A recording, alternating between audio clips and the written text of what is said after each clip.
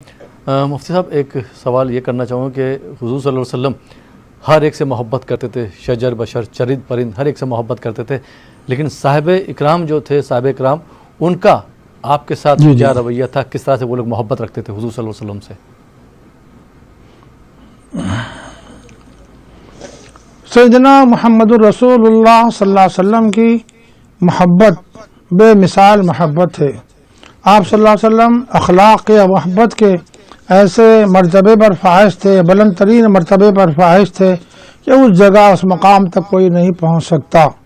جیسے آپ صلی اللہ علیہ وسلم ساری مخلوقات میں افضل و برتر ہیں، اسی طرح آپ کے اخلاقی عالیہ بھی بلند ہیں۔ آپ صلی اللہ علیہ وسلم کی محبت بھی بہت بلند بہت بلند بہت بلند ہے۔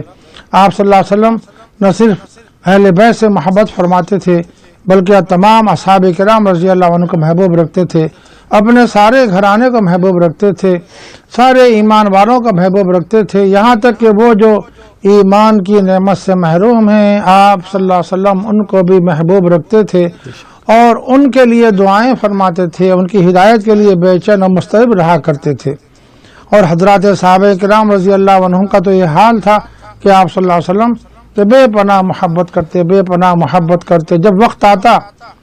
تو اپنا جان اور اپنا مال سب کچھ اللہ کی بارگاہ میں پیش کرنے کے لیے راضی خوشی تیار ہو جاتے، اپنے جانوں کا نذرانہ پیش کرتے، وقت آتا تو اپنے جانوں کا نذرانہ پیش کرتے، وقت آتا تو اپنا مال بھی اللہ کی بارگاہ میں خرچ کرتے،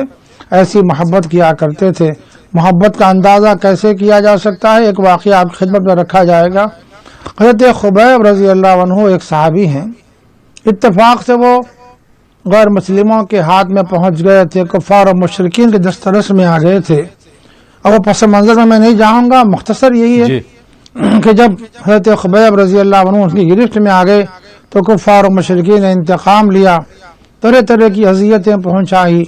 ان کو بہت زیادہ بے چین کیا، بے قرار کیا اور ان کو تکلیفیں پہنچائی، ایذائیں پہنچائیں۔ اس طرح تکلیفیں پہنچاتے ہوئے،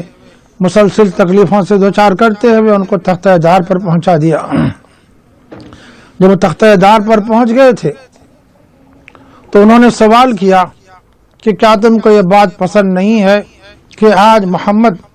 صلی اللہ علیہ وسلم تمہاری جگہ ہوتے اور تم گھر میں اپنے آرام سے رہتے؟ جی